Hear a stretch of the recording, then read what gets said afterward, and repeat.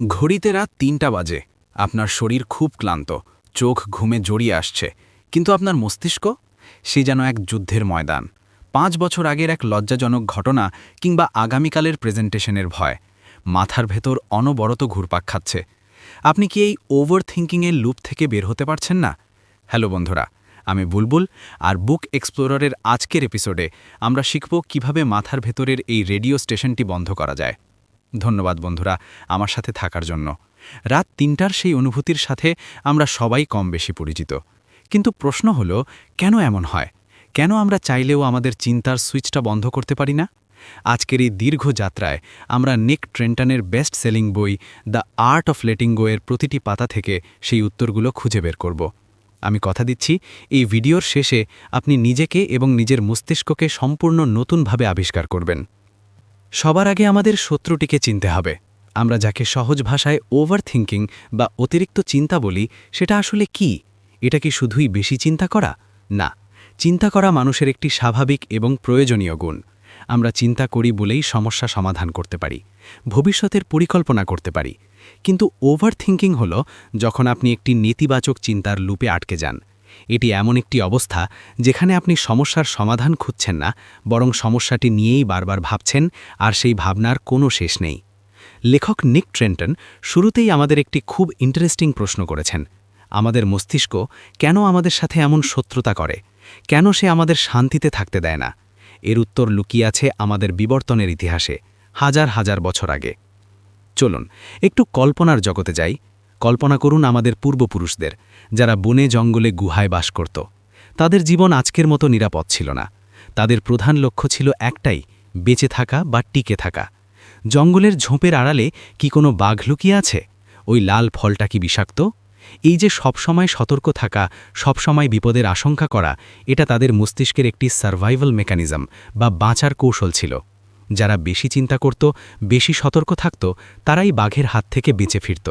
আর যারা চিন্তামুক্ত হয়ে ঘুরে বেড়াত, তারা হয়তো কোনো বন্য প্রাণীর শিকারে পরিণত হতো। তার মানে হলো, আমাদের মস্তিষ্ক ডিজাইন করা হয়েছে বিপদ খোঁজার জন্য, আমাদেরকে সুরক্ষিত রাখার জন্য, আমাদের সুখী রাখার জন্য নয়। মস্তিষ্ক সুখ চেনে না, সে চেনে নিরাপত্তা। সমস্যা হলো, আজ ২০২৩ বা ২০২৪ সালে এসে আমাদের জঙ্গল নেই, বাঘও নেই, কিন্তু আমাদের মস্তিষ্কের সেই আদিম সফটওয়্যারটি এখনও আপডেট হয়নি। সে এখনও বিপদ খুঁজতে থাকে। আগে যেখানে বিপদ ছিল বনের বাঘ, এখন সেই বাঘের জায়গা নিয়েছে অফিসের বস, মাসের শেষের ইলেকট্রিসিটি বিল, পরীক্ষার রেজাল্ট কিংবা সোশ্যাল মিডিয়ায় কেউ করা একটা নেগেটিভ কমেন্ট। আমাদের মস্তিষ্ক এই আধুনিক সমস্যাগুলোকেও বাঘের মতোই জীবন মরণ সমস্যা মনে করে। একে বিজ্ঞানের ভাষায় বলা হয় অ্যামিগডালা হাইজ্যাক বা ফাইট অর ফ্লাইট রেসপন্স। যখনই আপনি কোনো দুশ্চিন্তায় পড়েন, আপনার মস্তিষ্ক মনে করে সামনে বাঘ দাঁড়িয়ে আছে। সে তখন শরীরে স্ট্রেস হরমোন ছড়িয়ে দেয়, আপনার হৃদস্পন্দন বাড়িয়ে দেয়, আর আপনাকে প্রস্তুত করে, হয় লড়ার জন্য, নয়তো পালানোর জন্য। কিন্তু অফিসের ডেস্কে বসে বা রাতে বিছানায় শুয়ে তো আর পালানো যায় না। তাই সেই শক্তিটা আমাদের মনের ভেতরেই ঘুরপাক খেতে থাকে এবং জন্ম দেয় অ্যাংজাইটি বা তীব্র উদ্বেগের। লেখক খুব সুন্দর করে ওভার থিঙ্কিংকে দুটি প্রধান ভাগে ভাগ করেছেন। আমাদের বুঝতে হবে আমরা কোন ধরনের চিন্তায় আক্রান্ত। প্রথমটি হল রিউমিনেশন বা অতীত রোমন্থন। এটি হলো সেই অবস্থা যখন আমরা অতীতের কোনো ঘটনা ভিডিও টেপের মতো বারবার রিভাইন্ড করে দেখতে থাকি। কেন আমি ওই কথাটা বললাম? কেন আমার সাথেই এমন হলো? ইস, যদি আমি অন্যভাবে কাজটা করতাম। এই চিন্তাগুলো হলো অতীতমুখী। এটি আমাদের মধ্যে লজ্জা, অনুশোচনা এবং বিষণ্ণতা তৈরি করে। দ্বিতীয়টি হল ওয়ারি বা ভবিষ্যৎ নিয়ে দুশ্চিন্তা। এটি হলো, কি হবে যদি আমার চাকরি চলে যায়, যদি আমি অসুস্থ হয়ে পড়ি, যদি আমি সফল না হতে পারি। এটি আমাদের মধ্যে ভয়ের সৃষ্টি করে। লেখক নিক ট্রেন্টন খুব সুন্দর করে ওভার থিঙ্কিংকে দুটি প্রধান ভাগে ভাগ করেছেন। আমাদের বুঝতে হবে আমরা কোন ধরনের চিন্তায় আক্রান্ত। নিক ট্রেন্টন বলছেন, ওভার থিঙ্কাররা কখনোই বর্তমানে বাস করেন না। তারা হয় অতীতের সমাধি পাথরের সামনে দাঁড়িয়ে কাঁদছেন, নয়তো ভবিষ্যতের কাল্পনিক ঝড়ের ভয়ে কাঁপছেন। আর এর মাঝখানে বর্তমান নামক সুন্দর সময়টি তাদের হাত থেকে বালির মতো গলে পড়ে যাচ্ছে। বন্ধুরা, এই যে মানসিক যন্ত্রণার চক্র, এর থেকে বের হওয়ার জন্য আমাদের প্রথমেই মেনে নিতে হবে যে আমরা আমাদের মস্তিষ্ককে নিয়ন্ত্রণ করতে পারি। আমাদের চিন্তাই আমরা নই, আমরা হলাম সেই চিন্তার পর্যবেক্ষক। আজকের ভিডিওতে আমরা ঠিক সেই কৌশলগুলোই শিখব যা দিয়ে আপনি আপনার আদিম মস্তিষ্ককে বোঝাতে পারবেন যে সব ঠিক আছে, সামনে কোনো বাঘ নেই, আমি নিরাপদ। পরবর্তী অংশে আমরা জানব স্ট্রেস বা মানসিক চাপের আসল কারণগুলো কি এবং লেখকের দেওয়া বিখ্যাত 4R ফর্মুলা ব্যবহার করে কিভাবে আমরা আমাদের মানসিক জঞ্জাল পরিষ্কার করতে পারি। সেই জাদুকরী ফর্মুলাটি শোনার জন্য প্রস্তুত তো? বন্ধুরা, আমরা আগের পর্বে জেনেছি যে আমাদের মস্তিষ্ক আমাদের বাঁচানোর জন্য বিপদ খোঁজে, কিন্তু আধুনিক জীবনে সেই বিপদ বা স্ট্রেস আসলে কি? স্ট্রেস হলো আমাদের মনের ওপর জমা হওয়া এক বিশাল জঞ্জালের স্তূপ। নিক ট্রেন্টন বলছেন, আমরা যদি এই জঞ্জাল পরিষ্কার করতে না পারি তাহলে ওভারথিংকিং থেকে মুক্তি পাওয়া অসম্ভব। চিন্তা করুন তো, আপনার ঘর যদি অগোছালো থাকে, ময়লায় ভরা থাকে, সেখানে কি আপনি শান্তিতে ঘুমাতে পারবেন? পারবেন না। ঠিক তেমনি মন যদি অগোছালো থাকে, সেখানে শান্তি থাকতে পারে না। কিন্তু মনের এই ঘর পরিষ্কার করার উপায় কি? লেখক আমাদের জন্য একটি অত্যন্ত শক্তিশালী ফর্মুলা দিয়েছেন, যাকে বলা হয় the 4 A's of stress management. এই 4টি এ হল অ্যাভয়েড বা এড়িয়ে চলা, অল্টার বা পরিবর্তন করা, অ্যাকসেপ্ট বা মেনে নেওয়া এবং অ্যাডাপ্ট বা মানিয়ে নেওয়া। আসুন এক এক করে এই 4টি জাদুকরী শব্দের গভীরে যাই এবং দেখি এগুলো কিভাবে আমাদের জীবন বদলে দিতে পারে। প্রথম এ হল অ্যাভয়েড বা এড়িয়ে চলা। শুনতে খুব সহজ মনে হচ্ছে, তাই না? কিন্তু আমরা অনেকেই এটা করতে পারি না। আমরা মনে করি সব সমস্যা আমাদেরই সমাধান করতে হবে, সব দাওয়াতে আমাদের যেতেই হবে, সবার ফোন আমাদের ধরতেই হবে। কিন্তু লেখক বলছেন, না, অপ্রয়োজনীয় স্ট্রেসকে আপনার জীবনে ঢুকতেই দেবেন না। ভাবুন তো, আপনার এমন কোনো বন্ধু বা আত্মীয় আছে কি যার সাথে কথা বললেই আপনার মেজাজ খারাপ হয়ে যায় বা আপনি নেগেটিভ ফিল করেন? কিংবা এমন কোনো নিউজ চ্যানেল বা সোশ্যাল মিডিয়া পেজ যা দেখলেই আপনার দুশ্চিন্তা বেড়ে যায়? এগুলো হলো সেই অপ্রয়োজনীয় জঞ্জাল। এগুলোকে অ্যাভয়েড করুন। আপনার সেই নেগেটিভ বন্ধুর সাথে সময় কাটানো কমিয়ে দিন। ঘুমানোর আগে নেগেটিভ নিউজ দেখা বন্ধ করুন। এখানে আরেকটি গুরুত্বপূর্ণ বিষয় হলো না বলতে শেখা। আমরা অনেকেই অন্যদের খুশি করার জন্য নিজের ওপর অতিরিক্ত কাজের বোঝা চাপিয়ে নিই। বস বললেন ওভারটাইম করতে, আপনি না বলতে পারলেন না। আত্মীয়রা চাইল আপনি সব কাজ তাদের করে দিন, আপনি না বলতে পারলেন না। ফলাফল, দিন শেষে আপনি ক্লান্ত, বিরক্ত এবং ওভারথিংকিংয়ে আক্রান্ত। তাই নিজের সীমানা বা বাউন্ডারি তৈরি করুন। বিনীতভাবে না বলা শিখুন। মনে রাখবেন, নিজেকে ভালো রাখা স্বার্থপরতা নয়, এটি প্রয়োজনীয়তা। কিন্তু সব স্ট্রেস তো আর এড়িয়ে চলা যায় না। বসকে তো আর এড়িয়ে চলা যাবে না, ট্রাফিক জ্যাম তো আর এড়ানো যাবে না। এখানেই আসে দ্বিতীয় এ, অল্টার বা পরিবর্তন করা। যদি আপনি পরিস্থিতি এড়াতে না পারেন, তবে পরিস্থিতিটি বদলানোর চেষ্টা করুন। এখানে আপনাকে একটু সক্রিয় হতে হবে। ধরুন, আপনি প্রতিদিন ট্রাফিক জ্যামে আটকে থাকেন এবং এই 1-2 ঘন্টা আপনার খুব রাগ হয়, দুশ্চিন্তা হয়। আপনি জ্যাম এড়াতে পারবেন না, কিন্তু গাড়িতে বসে থাকার সময়টাকে অল্টার বা পরিবর্তন করতে পারেন। আপনি এই সময় গান শুনতে পারেন, কোনো অডিও বুক শুনতে পারেন বা মেডিটেশন করতে পারেন। এতে পরিস্থিতি একই থাকলো, কিন্তু আপনার অভিজ্ঞতা বদলে গেল। আরেকটি উদাহরণ দিই। ধরুন, কারো আচরণে আপনি কষ্ট পাচ্ছেন।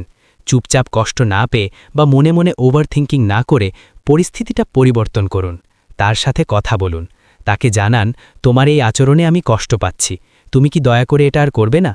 নিজের অনুভূতি প্রকাশ করা বা কমিউনিকেট করা হলো অল্টারের একটি বড় অংশ। মনের কথা মনে চেপে রাখলে তা বিষে পরিণত হয়, আর প্রকাশ করে দিলে তা হালকা হয়ে যায়।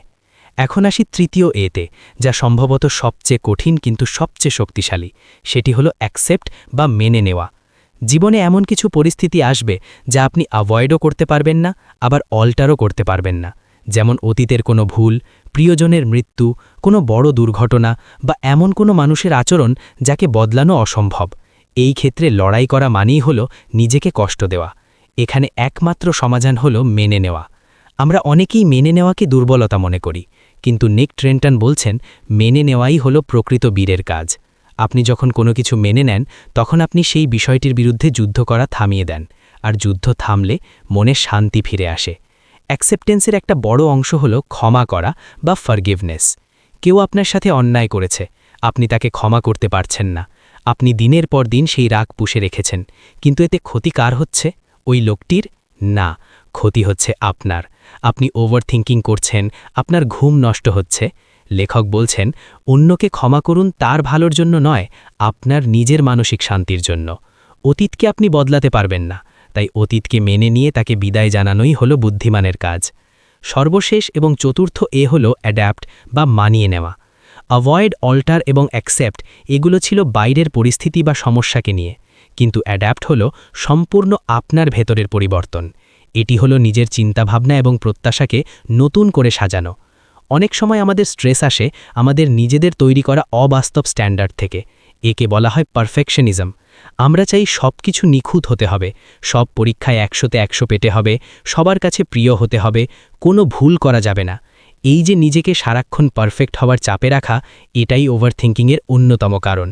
অ্যাডাপ্ট করা মানে হলো নিজেকে বলা যে আমি মানুষ, আমি ভুল করতেই পারি এবং এটা ঠিক আছে। লেখক বলছেন গুড এনাফ বা যথেষ্ট হয়েছে এই মন্ত্রটি শিখতে। সবসময় সেরা হতে হবে না, মাঝে মাঝে মোটামুটি ভালো থাকাও অনেক বড় অর্জন। আপনার দৃষ্টিভঙ্গি বা পার্সপেক্টিভ পরিবর্তন করুন। একটি সমস্যাকে সমস্যা হিসেবে না দেখে সেটিকে একটি সুযোগ বা চ্যালেঞ্জ হিসেবে দেখুন। যখন আপনি নিজেকে পরিস্থিতির সাথে মানিয়ে নিতে শিখবেন বা অ্যাডাপ্ট করবেন, তখন দেখবেন পাহাড় সম সমস্যাও অনেক ছোট মনে হচ্ছে।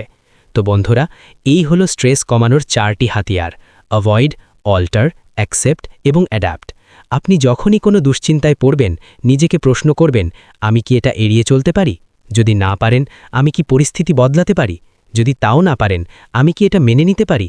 আর যদি তাও সম্ভব না হয়, তবে নিজেকে প্রশ্ন করুন, আমি কি আমার দৃষ্টিভঙ্গি বদলে এর সাথে মানিয়ে নিতে পারি? বিশ্বাস করুন, এই 4টি প্রশ্নের মধ্যে একটি না একটি সমাধান আপনি অবশ্যই পাবেন। কিন্তু সমস্যা হলো, আমরা যখন দুশ্চিন্তা করি তখন আমাদের সময় জ্ঞান থাকে না। ঘণ্টার পর ঘণ্টা কেটে যায়, কিন্তু কাজের কাজ কিছুই হয় না। আর কাজ জমে গেলে আবার নতুন করে দুশ্চিন্তা শুরু হয়। এই চক্র থেকে বের হওয়ার জন্য আমাদের জানতে হবে সময়ের সঠিক ব্যবহার। পরবর্তী পর্বে আমরা শিখব কিভাবে টাইম ম্যানেজমেন্ট এবং স্মার্ট গোল সেট করার মাধ্যমে ওভারথিঙ্কিংকে পুরোপুরি থামিয়ে দেওয়া যায়। সেই পর্বটি মিস করবেন না। স্বাগতম আবারও। বন্ধুরা, একটা গোপন কথা বলি, অলস মস্তিষ্ক হল ওভারথিঙ্কিংয়ের কারখানা। আপনি যখন কোনো কাজ করেন না, তখনই আপনার মন আপনাকে নিয়ে খেলে। আর যখন আপনি কোনো কাজে ডুবে থাকেন, তখন কিন্তু আজে বাজে চিন্তা করার সময় পান না। তার মানে সময়কে সঠিকভাবে ব্যবহার করা বা টাইম ম্যানেজমেন্ট শুধুমাত্র প্রোডাক্টিভিটির জন্য নয়, এটি আপনার মানসিক স্বাস্থ্যের জন্যও অপরিহার্য। লেখক নিক ট্রেন্টন বলছেন, আমাদের দুশ্চিন্তার অন্যতম বড় কারণ হল অনিশ্চয়তা এবং নিয়ন্ত্রণের অভাব। যখন আমরা জানি না আমাদের কি করতে হবে বা আমাদের সামনে বিশাল এক পাহাড় সম কাজ পড়ে থাকে, তখন আমরা ভয় পাই। আমরা কাজ শুরু করার আগেই ভাবতে থাকি, এত কাজ আমি কিভাবে শেষ করব যদি না পারি? এই ভয় থেকে জন্ম নেয় প্রোক্র্যাস্টিনেশন বা গড়িমসি। আমরা কাজ ফেলে রাখি, আর কাজ যত জমে দুশ্চিন্তা তত বাড়ে। এই চক্র ভাঙার জন্য লেখক আমাদের স্মার্ট গোল সেট করার পরামর্শ দিয়েছেন। আপনারা অনেকেই হয়তো এই শব্দটির সাথে পরিচিত, কিন্তু ওভারথিঙ্কিং কমাতে এটি কিভাবে কাজ করে তা বোঝা জরুরি। স্মার্ট হল একটি সংক্ষিপ্ত রূপ। এস ফর স্পেসিফিক বা সুনির্দিষ্ট। আপনার লক্ষ্য হতে হবে পরিষ্কার। আমি একটি বই লিখব, এটা খুব অস্পষ্ট লক্ষ্য। এর বদলে বলুন, আমি প্রতিদিন সকালে 1000 শব্দ লিখব। যখন লক্ষ্য নির্দিষ্ট হয়, মস্তিষ্ক বিভ্রান্ত হয় না। এম ফর মেজারেবল, পরিমাপযোগ্য। কাজের অগ্রগতি মাপার ব্যবস্থা থাকতে হবে। আমি ওজন কমাবো, এটা না বলে বলুন, আমি আগামী মাসে 2 কেজি ওজন কমাবো। এ ফর অ্যাটেনেবল, অর্জনযোগ্য। লক্ষ্য হতে হবে বাস্তবসম্মত। একদিনে পুরো বিশ্ব জয় করার স্বপ্ন দেখলে হতাশ হতে হবে। ছোট ছোট লক্ষ্য ঠিক করুন যা আপনি সত্যিই করতে পারবেন। আর ফর রেলেভেন্ট বা প্রাসঙ্গিক। এই লক্ষ্যটি কি আপনার জীবনের বড় কোনো উদ্দেশ্যের সাথে মেলে? এটি কি আপনার জন্য জরুরি? টি ফর টাইম বাউন্ড বা সময়সীমাবদ্ধ। কাজের জন্য একটি ডেডলাইন বা সময়সীমা ঠিক করুন। আমি কালকের মধ্যে এই রিপোর্ট জমা দেব। ডেডলাইন থাকলে মস্তিষ্ক ফোকাসড থাকে। যখন আপনি আপনার বিশাল কাজগুলোকে এই স্মার্ট গোলের অনুযায়ী ছোট ছোট টুকরোয় ভাগ করে ফেলেন, তখন আপনার সামনে আর কোনো পাহাড় থাকে না, থাকে ছোট ছোট সিঁড়ি। আর সিঁড়ি ভাঙা পাহাড় ভাঙার চেয়ে অনেক সহজ। তখন আপনি দুশ্চিন্তা করার বদলে কাজে মনোযোগ দিতে পারেন। এখন প্রশ্ন হল, সারাদিনে তো অনেক কাজ, কোন কাজটা আগে করব? এই সিদ্ধান্ত নিতে গিয়েও আমরা ওভারথিঙ্কিং করি। এর সমাধানের জন্য লেখক আইজেনহাওয়ার ম্যাট্রিক্স ব্যবহার করতে বলেছেন। এটি একটি চমৎকার টুল। আপনি আপনার সব কাজকে 4টি ভাগে ভাগ করুন: জরুরি এবং গুরুত্বপূর্ণ, আর্জেন্ট অ্যান্ড ইম্পর্ট্যান্ট। এই কাজগুলো এখনই করতে হবে, যেমন কালকের পরীক্ষার পড়া বা অফিসের ডেডলাইন। এগুলোকে সবার আগে শেষ করুন। গুরুত্বপূর্ণ কিন্তু জরুরি নয়, যেমন ব্যায়াম করা, স্কিল ডেভেলপ করা, এগুলো করার জন্য ক্যালেন্ডারে সময় ঠিক করে রাখুন। জরুরি কিন্তু গুরুত্বপূর্ণ নয়, যেমন হঠাৎ আসা কোনো ফোন কল বা ইমেল, এগুলো যতটা সম্ভব দ্রুত শেষ করুন বা অন্য কাউকে দিয়ে করান। জরুরিও নয়, গুরুত্বপূর্ণও নয়, যেমন সোশ্যাল মিডিয়া স্ক্রল করা বা গেম খেলা, এগুলো বাদ দিন বা খুব সীমিত রাখুন। যখন আপনি জানবেন আপনার প্রায়োরিটি কী, তখন আপনার মন শান্ত থাকবে। আরেকটি গুরুত্বপূর্ণ বিষয় হল ফোকাস। আমরা অনেকেই মনে করি মাল্টিটাস্কিং বা একসাথে অনেক কাজ করা খুব স্মার্টনেসের লক্ষণ, কিন্তু বিজ্ঞান বলছে ভিন্ন কথা। আমাদের মস্তিষ্ক একসাথে দুটি কাজে ফোকাস করতে পারে না, সে শুধু দ্রুত এক কাজ থেকে আরেক কাজে সুইচ করে। এতে আমাদের ব্রেন খুব দ্রুত ক্লান্ত হয়ে যায় এবং ভুল করার প্রবণতা বাড়ে। আর ভুল হলে কি হয়? আবার সেই ওভারথিংকিং শুরু হয়। তাই লেখক বলছেন সিঙ্গেল টাস্কিং বা একসময় একটি কাজ করার অভ্যেস করতে। যখন খাচ্ছেন শুধুই খান, যখন কাজ করছেন ফোন দূরে রাখুন, যখন পরিবারের সাথে আছেন অফিসের চিন্তা বাদ দিন। বর্তমানে যে কাজটি করছেন তাতে 100% মনোযোগ দিন। একেই বলে মাইন্ডফুলনেস। আপনি যখন একটি কাজে পুরোপুরি ডুবে যাবেন, তখন দেখবেন বাইরের পৃথিবীর সব কোলাহল, সব দুশ্চিন্তা গায়েব হয়ে গেছে। একে বলা হয় ফ্লো স্টেট। এই স্টেটে মানুষ সবচেয়ে বেশি সুখী থাকে এবং সবচেয়ে ভালো পারফর্ম করে। কিন্তু ধরুন আপনি সব রুটিন মেনে চলছেন, তবুও হঠাৎ করে কোনো কারণে আপনার বুক ধড়ফড় শুরু হলো বা মাথায় রাগ উঠে গেল, প্যানিক অ্যাটাকের মতো পরিস্থিতি তৈরি হলো। তখন কি করবেন? তখন তো আর রুটিন বা গোল সেট করার সময় নেই। তখন দরকার তাৎক্ষণিক সমাধান বা ফার্স্ট এড। পরবর্তী পর্বে আমরা শিখব এমনই কিছু ইনস্ট্যান্ট জেন টেকনিক্স বা তাৎক্ষণিক শান্ত হওয়ার কৌশল, যা মাত্র 1 মিনিটে আপনার ঝড়ো মস্তিষ্ককে শান্ত করে দেবে। সেই জাদুকরী টেকনিকগুলো জানতে আমাদের সাথেই থাকুন। স্বাগতম বন্ধুরা, আমাদের মানসিক যাত্রার সবচেয়ে প্র্যাকটিক্যাল অংশে। আমরা এতক্ষণ অনেক থিওরি এবং দীর্ঘমেয়াদী পরিকল্পনার কথা বলেছি, কিন্তু বিপদ তো আর বলে কই আসে না। ধরুন আপনি খুব গুরুত্বপূর্ণ একটি মিটিংয়ে আছেন, হঠাৎ আপনার হাত পা কাঁপতে শুরু করলো, কিংবা রাস্তায় জ্যামে বসে আছেন আর মনে হচ্ছে দম বন্ধ হয়ে আসছে। এই ধরনের প্যানিক অ্যাট্যাক বা তীব্র উদ্বেগের মুহূর্তে আপনি কি করবেন? তখন তো আর বসে বসে গোল সেট করা বা জার্নাল লেখা সম্ভব নয়। তখন আপনার দরকার একটি ইমার্জেন্সি ব্রেক। নিক ট্রেন্টন তার বইয়ে এমন কিছু টেকনিকের কথা বলেছেন, যা ব্যবহার করে আপনি সেকেন্ডের মধ্যে আপনার মস্তিষ্ককে শান্ত করতে পারেন। চলুন এক্ষুনি আমার সাথে এই টেকনিকগুলো প্র্যাকটিস করি। প্রথম এবং সবচেয়ে জনপ্রিয় টেকনিকটি হল 5 4 3 2 1 গ্রাউন্ডিং টেকনিক। যখনই আপনার মনে হবে আপনি দুশ্চিন্তায় হারিয়ে যাচ্ছেন বা নিয়ন্ত্রণ হারিয়ে ফেলছেন, তখনই থামুন এবং আপনার চারপাশের পরিবেশের দিকে তাকান। 1 5টি জিনিসের দিকে তাকান। আপনার আশেপাশে এমন 5টি জিনিস খুঁজুন যা আপনি দেখতে পাচ্ছেন। হতে পারে সেটা দেয়ালের ঘড়ি, জানালার পর্দা, নিজের হাত বা টেবিলের উপর রাখা কলম। শুধু দেখুন এবং মনে মনে নাম বলুন। এটি আপনার দৃষ্টিকে বর্তমান মুহূর্তে ফিরিয়ে আনে। 2 4টি জিনিস স্পর্শ করুন। এমন 4টি জিনিস খুঁজুন যা আপনি স্পর্শ করতে পারেন। আপনার পরনের কাপড়ের টেক্সচার, চেয়ারের হাতল, নিজের চুল বা টেবিলের তলা। অনুভব করুন সেটা কি মসৃণ, খসখসে নাকি ঠান্ডা। 3টি শব্দ শুনুন।